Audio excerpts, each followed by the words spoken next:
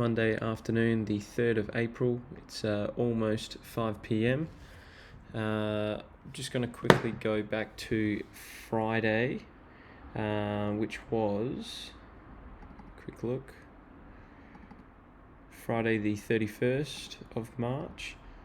I didn't make any trades because there was nothing to trade, as we can see here.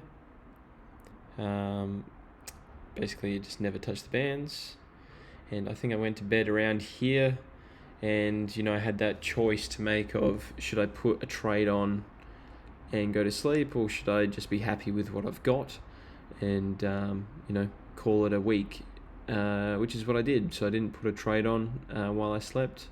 I was happy to sleep through it and just wake up knowing that I was done for the week.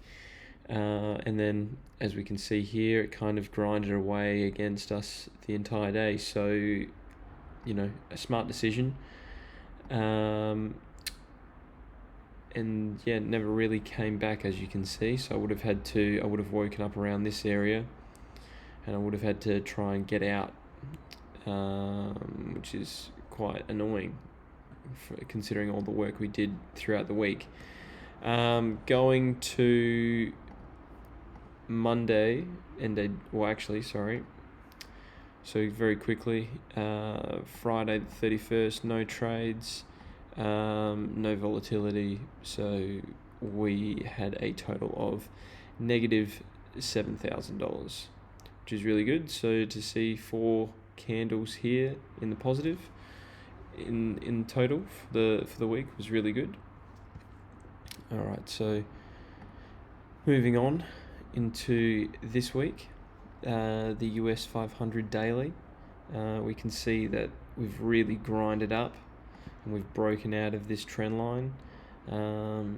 I do think this point is going to be quite interesting this week, because I do think we're going to have some sort of return. Moving to the US 30, the daily, we can see the same thing, how we had this rejection and this indecision here, and it's grinded up since then, and we haven't really had a rejection back down to here. These trend lines are new that I've put in today. Obviously they're very much indicative of what's happening, and they may change at any time. But yeah, I do kind of feel like you can see this supply area through here, that it's just going to touch around this 33,600 mark, and I feel like it's going to have to come down at some stage. As we zoom in a bit closer to the 4 hour, same thing really. So when we set up and I show you the trades that I've put on, or the trade that I've put on, I've been really looking at this area here, and we can kind of see that it's just touched this area of supply through here, and if it's going to come down, we'd be looking at something like that.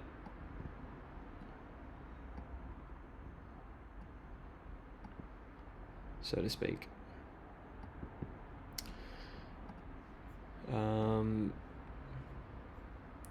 Zooming closer again to the 1 hour, where it is now is actually quite helpful, because we can see that the area of supply is here, go all the way across over to here, which was in January, and that's quite a good point, like 1, 2, 3, and then 4, 5, 6 points that have gone through that. So if we go to the 1 minute, essentially I'm just looking to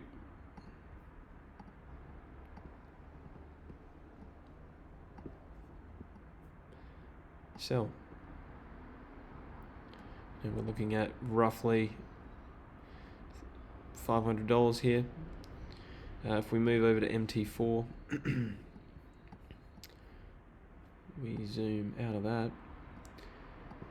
we can see that I literally got in right on it, and then it's come down, and we're up around the $150 to $200 profit.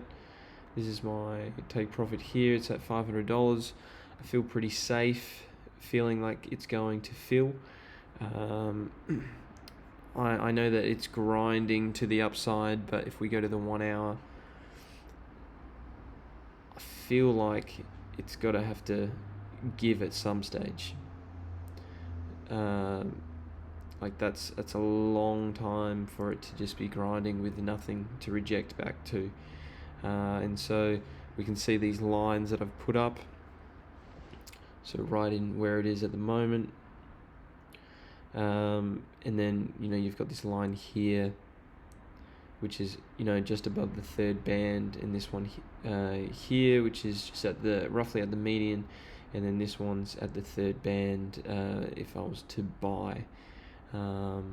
So that's kind of what we're dealing with. We're just kind of playing it by ear. I'm not going to make any more trades unless, it hits another band. Like if this grinds up, I might get in again, or I might, just depends on how it looks, I might wait for this line that I've kind of put up, and I might slowly get to that and then come back down. Likewise, I'd probably ignore this one here and, be aiming for this bottom one. But yeah, we'll just have to wait and see. But that's kind of what we're looking at the moment. I'll check back in probably tomorrow morning for the end of day. And yeah, you have a good day. Thanks.